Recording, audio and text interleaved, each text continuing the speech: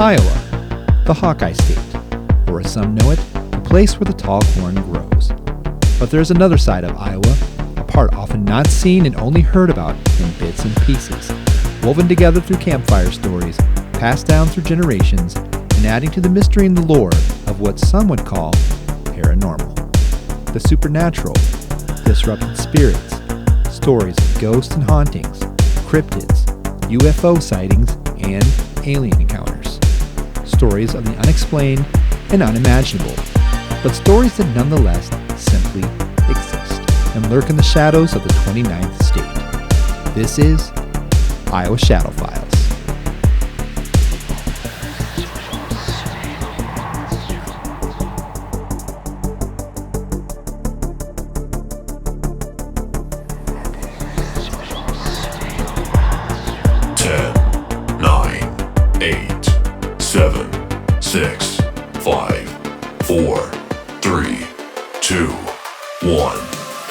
Hello and welcome to Iowa Shadow Files. I'm Dan, your host and Iowa paranormal storyteller.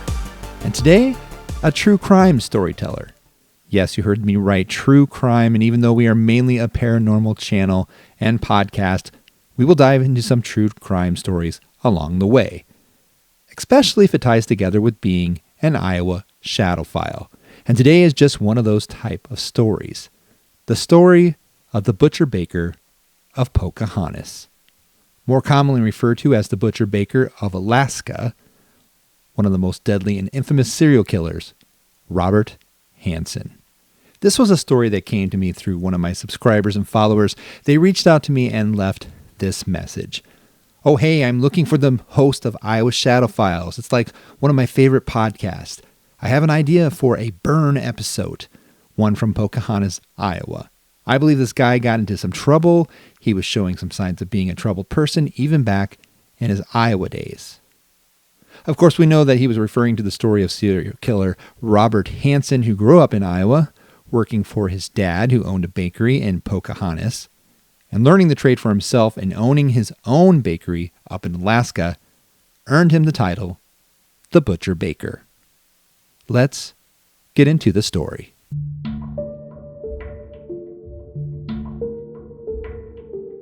Our story today begins back on February 15th, 1943 in Esterville, Iowa, where young Robert Hansen was born to Edna and Chris Hansen. His father, Chris, owned a bakery business and soon after moved his family to California to try his success out west. Not lasting long, he moved the family back to Iowa, where he started a new bakery in Pocahontas, Iowa. Pocahontas is a quiet, quaint town sitting on the intersection of Highway 3 and Highway 4 in northwest Iowa.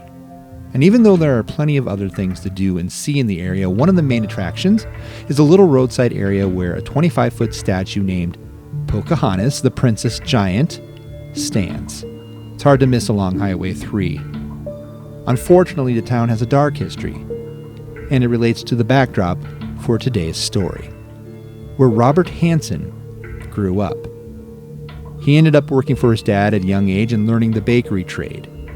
His dad had a philosophy that with enough hard work and determination, a person could overcome anything in life. This scarred young Robert as he struggled with a stutter all through his youth, and not receiving any help with his speech impediment, ended up being a victim to bullies, made fun of, picked on. Robert was shy, socially awkward, and the fact that he struggled with acne left his face scarred with pockmarks. And mixed with his father's authoritarian parenting style, it all contributed to young Robert's harboring feelings of inadequacy.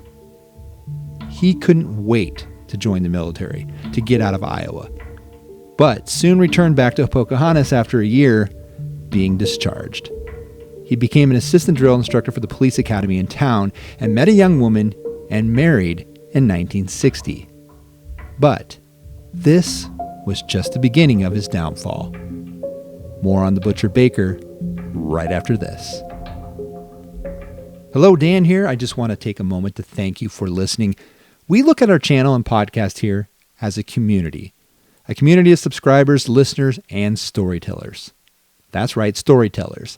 I say this because we know we don't know every single story that's out there. That's where you might come in. If you have a story to share or a personal experience, we'd love to hear from you. You can reach us at iowashadowfiles@gmail.com, iowashadowfiles@gmail.com. We'll keep your name and information confidential, but if you'd like to talk with us, we'd love to hear from you, even if you're just stopping by just to say hello. You can listen to us wherever you get your podcasts, whether Spotify, YouTube, or a host of other platforms. Give us a follow, but either way, we're just thankful for you being here. With that, let's get back to the story. Robert loved the idea of showing his authority over some of the younger guys going to police work, to have some role where he was made to be respected. This did a lot for Robert's ego, especially with his vengeful heart. He was permanently scarred from his treatment throughout his youth in Pocahontas and calculated his opportunities to get back at those who had wronged him or hurt him. This included the school system, where he proceeded one night to sneak into the school bus garage, start a few gas containers on fire, burning down the building and destroying 3 of the 7 school buses. Ironically, he worked that night alongside the volunteer firemen to extinguish the very same fire that he had started. Later, someone who had knowledge of the crime came forward to confess their involvement and turned Robert in, where he was arrested and sentenced to 3 years in the Iowa Men's Reformatory, where he received extensive psychiatric treatment. Later that same year, his wife divorced him. The young Hansen opened up about his anger with those who wronged him and his compulsion to start fires, feeling it was safe to confide with the counselors, only to learn later through court proceedings that the prosecutors would use the very same information that he had given the doctors and the counselors against him. It was later revealed in an interview with Hansen, where he later recalled the event and learned to never trust anyone. Robert said to himself, "Wait a minute, Bob, you goddamn fool, they suckered you." So right away I think, well now boy, you know what? You're never going to make that mistake again. Hansen was later paroled in 1963, but it was another event that highlighted his downward spiral, his need to steal and shoplift. And it wasn't because he wanted anything or needed anything, no. He simply wanted the rush of stealing. In fact, he admitted he often gave the things he stole away, but explained it later in interviews that it excited him and sexually aroused him, that simply stealing was enough of a reward. Robert ends up meeting another young woman in 1967, marries for the second time, and finally moves to Anchorage, Alaska, where he opens up a bakery. Finally, Robert is removed from his past in Iowa, but Alaska is only the beginning. Okay, let's stop here for a moment and just take in what's going on here. We know we have the making of a serial killer here, and you can see the connection to Iowa on this one, but as Robert Hansen begins his downward spiral, we're going to start getting into some pretty graphic and violent stuff.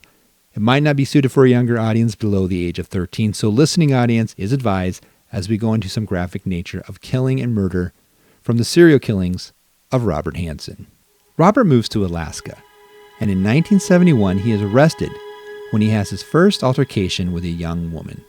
He stops at a traffic light next to a car being driven by a young lady, who happens to glance over and flash him a smile.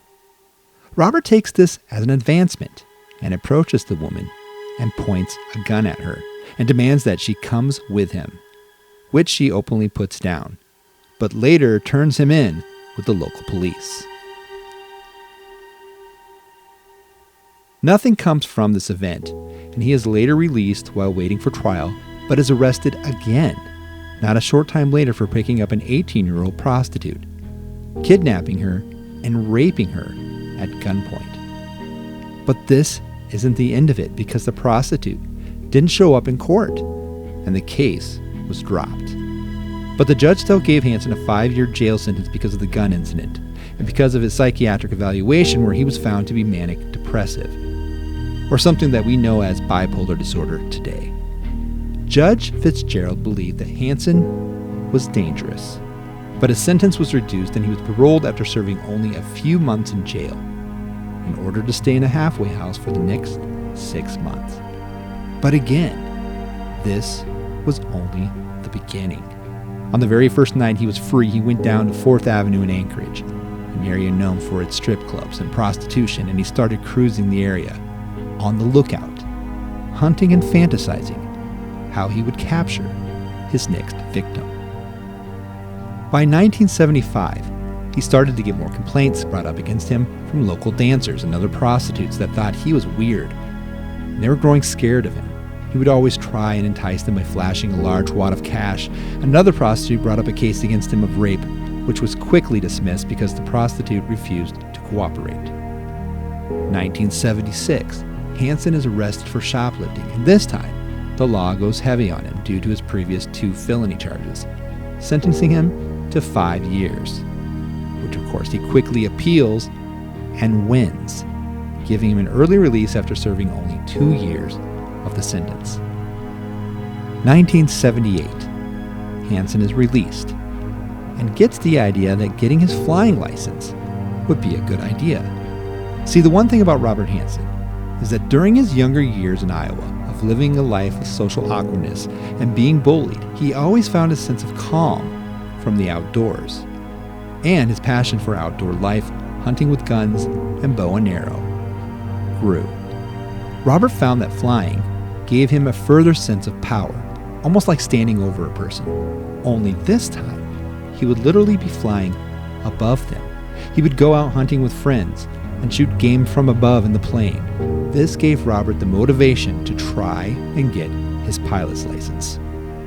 Only after putting on the application that he took lithium as medication due to his mental illness, he was denied.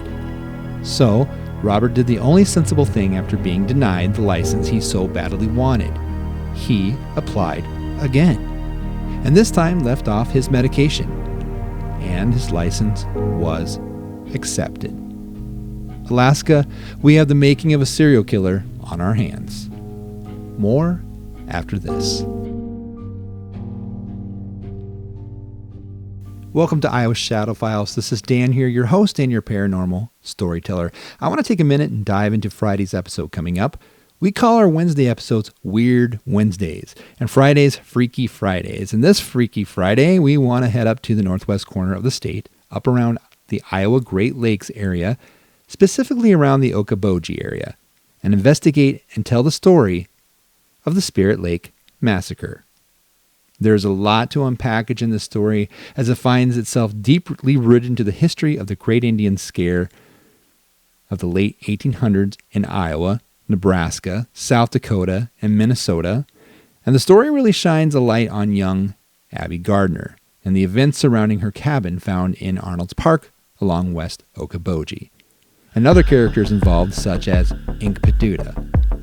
This one, however, points to some questions being asked about the possible hauntings in and around the area of the massacre, stories of a headless ghost around the region, and other spirits possibly presenting themselves around the Abby Gardner cabin. Is it haunted? Are there ghosts and spirits surrounding the site of Spirit Lake Massacre? We hope you join us. We know there are more places, more stories, more questions, but we also know the truth is still out there. Let's get back to the story.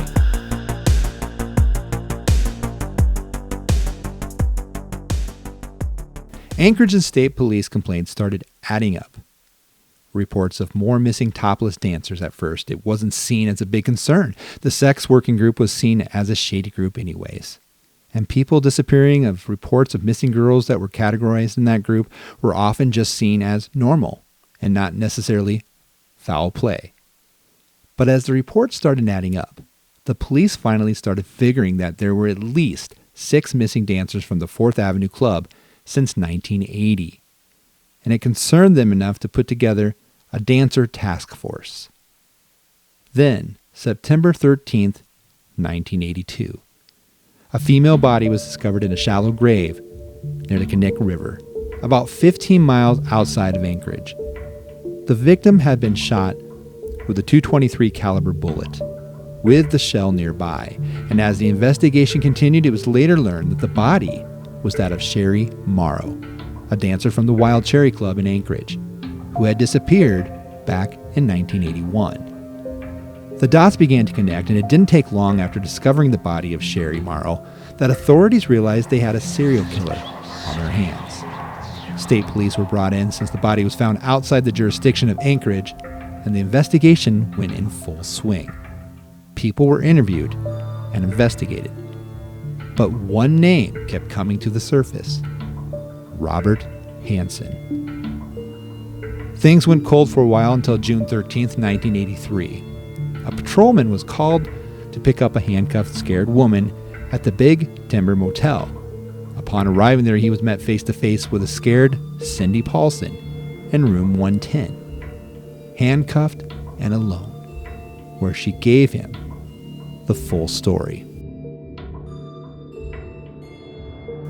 Hansen had given her $200 to perform oral sex on him. But when she got into the car, he pulled a gun on her and drove to his home.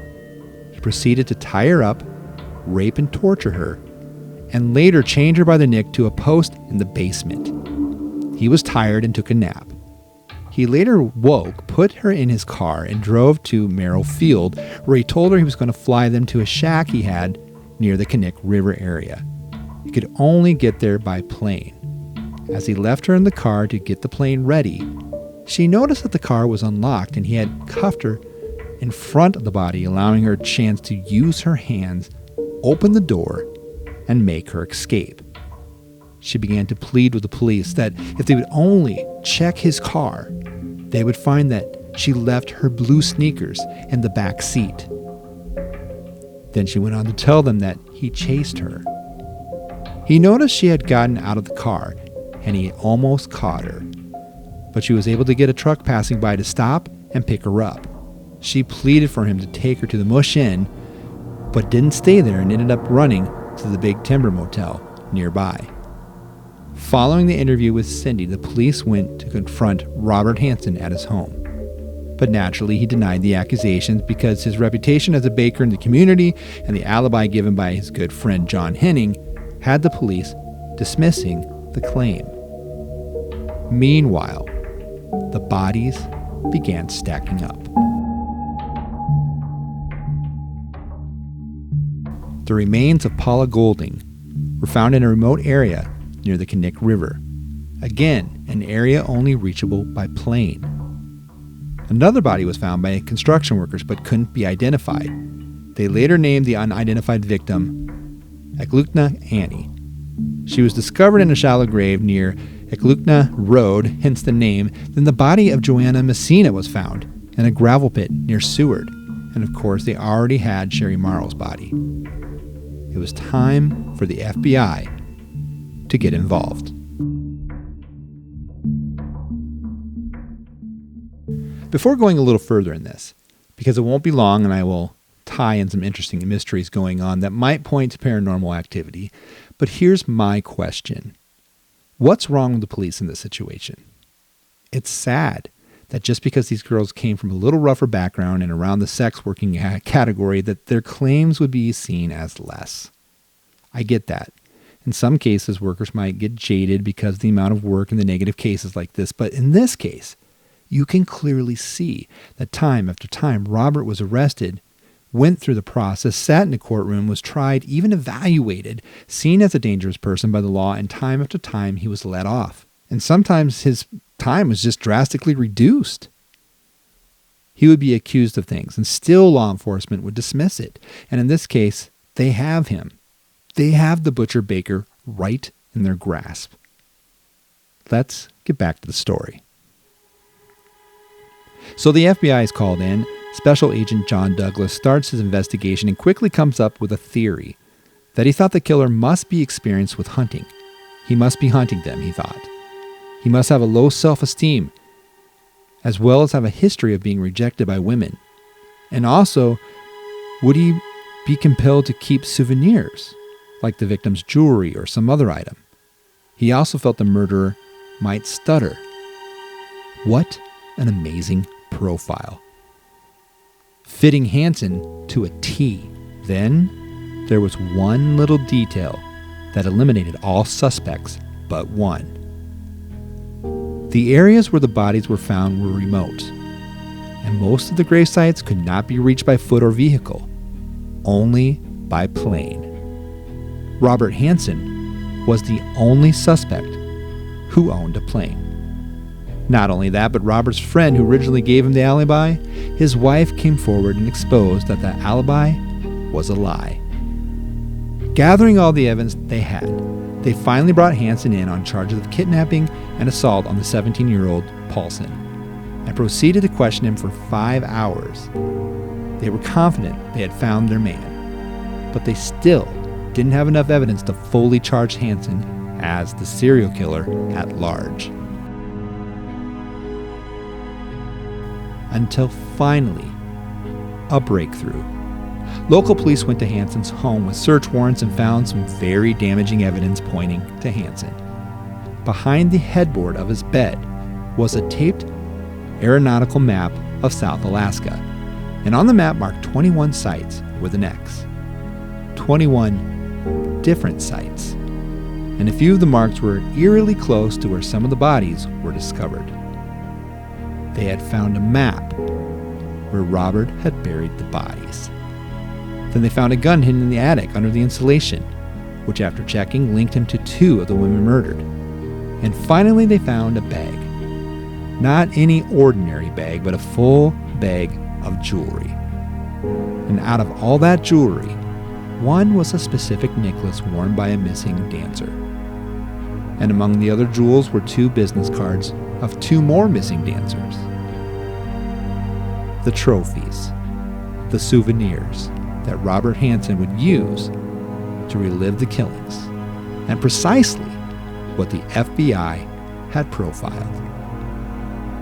Hansen began to confess, but not on all the killings. He only admitted to killing 17, but investigators believe that more accurate count is confessed by the map, possibly more around 21.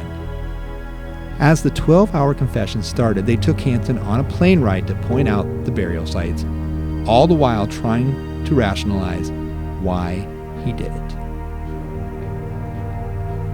According to Hansen, he never killed good women, only dirty women, bad or sinful women.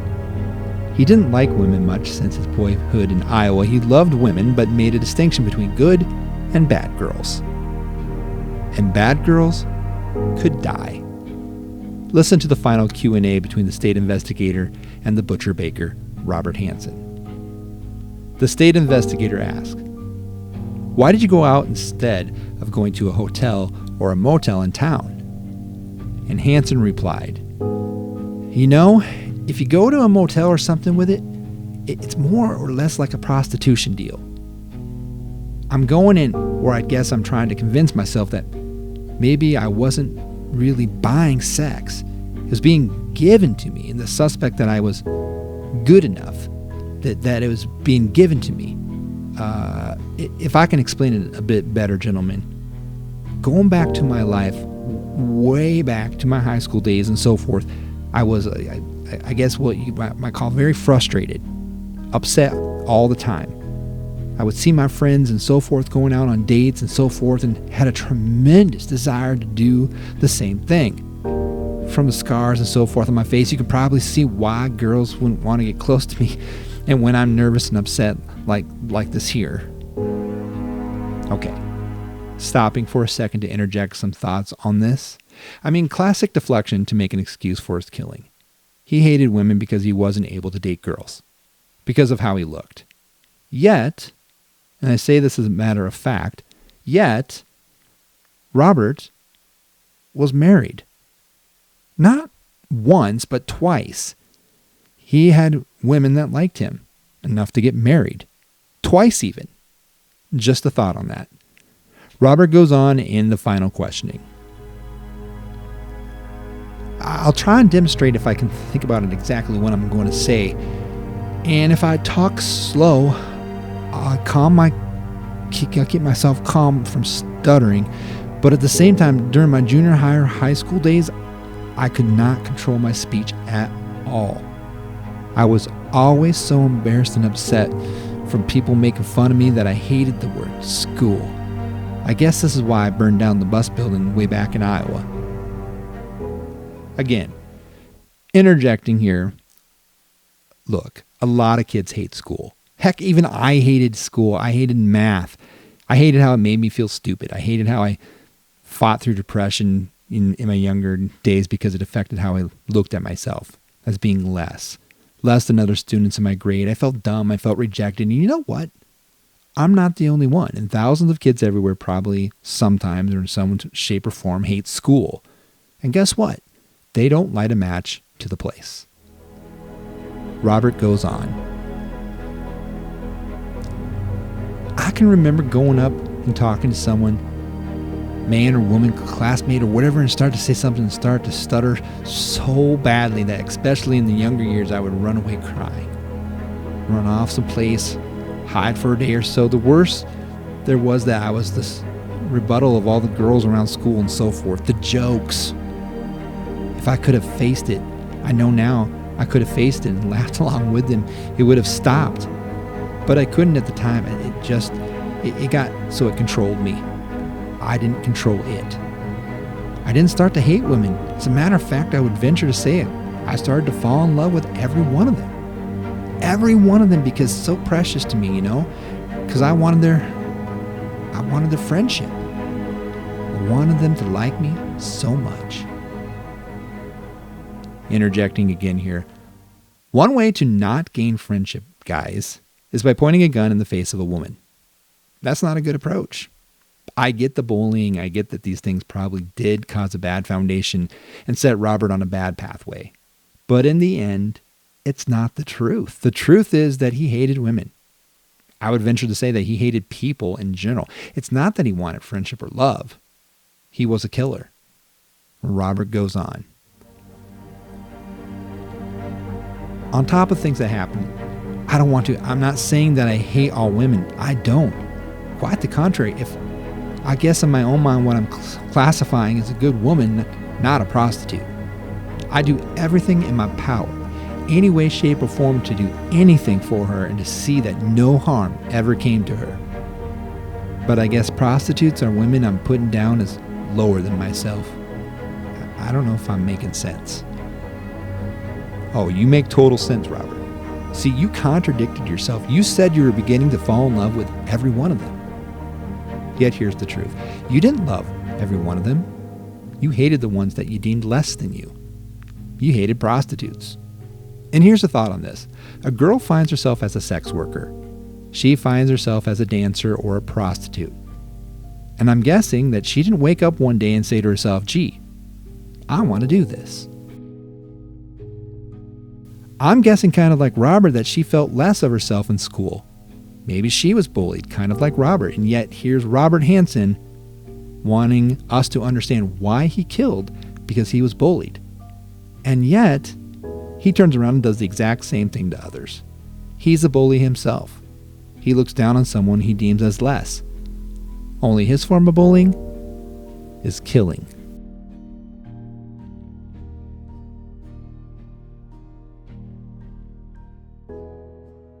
This is a long confessional, but Robert goes on. And when it started to happen, I wanted, it happened the first time there, and I went home and I was literally sick to my stomach. Over the years, I've gone in many, many topless and bottomless bars in town, so forth, and never touched one of the girls in there in any way, shape, or form until they asked. It's like it was a game. They had to pitch the ball before I could bat. They had to approach me first thing about, hey, I get off at a certain time. We could go out and have a good time. Or something like that here. If they don't, well, we weren't playing the game right. Interesting, the game. And that was something entirely unique to all of this. Robert talks about it being a game. And theory is that Robert would hunt his victims. He would take them typically by plane, fly out to remote wilderness areas in Alaska, which in this case was typically the Knik River wilderness area. He would set them free and proceed to hunt them by either rifle, bow and arrow, and knife. If you ever read the short story, The Most Dangerous Game by Richard Connell, it's kind of like that, where another human enters the game for money to survive being hunted by a hunter who's out for blood. If he survives, he gains a ton of money, let's say $1 million. And And of course, he gets to live. If he loses his life and signs a contract stating beforehand that he understands the terms and therefore the hunter is blameless as a murderer. It's kind of like that, only the girls never signed up for the butcher baker's game. Robert goes on. So I made a point to talk to every girl in there. Sometimes if I thought there was a possibility that she didn't say it the first time, maybe she might come back and say it again. Now, I've invited 2 or 3 table dances with her and comment to her how nice she looked and everything else, and I try and I keep it in a joking tone. Gosh, you sure would be something, later on, but that's as far as I would get until she would have to play out my fantasy.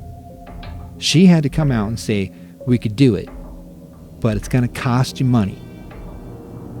See, then she was no longer, what you might call a decent girl. I didn't look down at the girls dancing. What the hell? They're just trying to make a buck.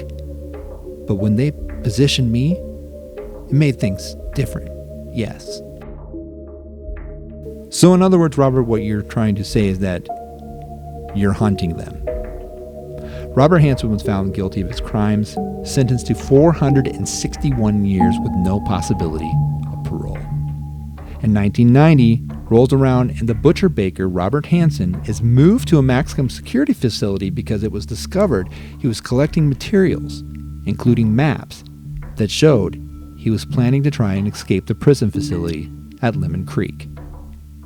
Robert Hansen died in 2014 of natural causes. But there's one more side to the story. Often found where there are violent crimes committed, murder and death, stories of the paranormal surrounding the butcher baker. Right after this. Hey, Dan here. One last message. Just want to invite you to subscribe if you like the content. You can follow along on any platform you prefer with podcasts, whether Spotify, Apple, YouTube, and a host of other platforms. And another way you can help us is give us a favorable review. If you like the story you heard or others on the podcast, let us know. We have now recently started uploading new stories on Wednesdays and Fridays, giving you 2 different options throughout the week. Typically, we like to keep episodes to around 20 to 25 minutes, even though we know that today was a little longer episode. We have a generic, corny name that we are going with these to signal these days: Weird Wednesdays and Freaky Fridays. I know, it's not original, but it's just a good way to remember. We hope you follow along. Stay tuned on Friday's episode as we tell the story of the ghost of the Spirit Lake Massacre. But for now, let's get back to the story. There's an interesting account as you get into the backstory of the serial killer, Robert Hansen. And that's the story that he had a cabin in the backcountry, someplace where he would fly his victims, rape and torture them before releasing them to be hunted. But from my research, I can only see this as a possible myth. He never really had a cabin along the Connect River. In fact, he was even questioned by authorities and asked that very question. Do you have any weapons at your cabin? Where Hansen would flat out deny, I don't have a cabin. Of course, not taking that at face value, they pressed again. Isn't there a cabin that you usually fly to, like a friend's cabin? And Hansen again replies, no. What was really going on is a meat shack was used apparently in one of the cases, a place where moose meat was cured and dried, the apparent cabin. However, it was shared that apparently he had used his home to bring some of his victims, where he chained one of them in the basement, possibly others. This house where Hansen lived on Old Harbor Avenue is apparently still there, and there are rumors that it might be haunted. Now, the reason why this theory exists, it served as a site where he kept specific items from the victims as trophies. So that's one thing. Number 2, it wasn't the place where the murders took place, but it was connected to the activities. And number 3, why this could possibly present this theory of it being haunted is where Hansen planned his activities, including hiding the very map where he buried the bodies. Now, this is all speculation, mind you, but there's something important to state here about paranormal activity and why it might be associated with some of the areas mentioned throughout this podcast. It's often shared by paranormal investigators that when there is a place that has experienced horrific events, that the place can become charged with a negative energy. It's kind of like the Villisca Axe murder house and others. A murder takes place and now we have the possibility of a haunting. The next one is an unresolved tragedy. A murder takes place. Hansen's crimes were violent. They were brutal, and naturally his victims met untimely deaths. The fact that many of his victims were released into the wilderness and ultimately dying contributes to the possibilities of ghost stories around the area. Locals have shared possible strange occurrences, strange noises, shadows, feelings of being watched. We are not making this claim on the channel, but it does bring in the question. Is the area surrounding some of these scenes of the serial murders possibly haunted? And one of these areas outside of Anchorage where the bodies were often found was the wilderness surrounding the Connect River, or what they call the Connect Arm. Some locals believe that the spirits of Hansen's victims haunt the area. The haunting nature of the wilderness, along with the evil nature of the killings, holds a place of dark energy around the area. We realize this can be a sensitive issue for some, so we're not making the claim that it is, but we're posing a question. Could it be? Some people believe it might. There have been reports of unsettling atmosphere. Some claim to hear strange noises. Or maybe it's just the existing knowledge of what went on there in the Alaskan wilderness. People already have a perceived notion and a negative expectation. It was an interesting tie-in with the past history to Iowa in this episode, and even though we know Alaska is where the murders took place, from Robert Hansen's own words, he viewed Iowa, or I should say blamed Iowa, for the making of a serial killer. There are no confirmed events of these paranormal activities. I simply pose questions, and these are all personal beliefs and personal experience of those who may have had comments on and offline. But it leaves questions. Probably more questions than answers. But the one thing we do know, there are more places, more stories, more questions. But we also know the truth is still out there. This is Iowa Shadow Files.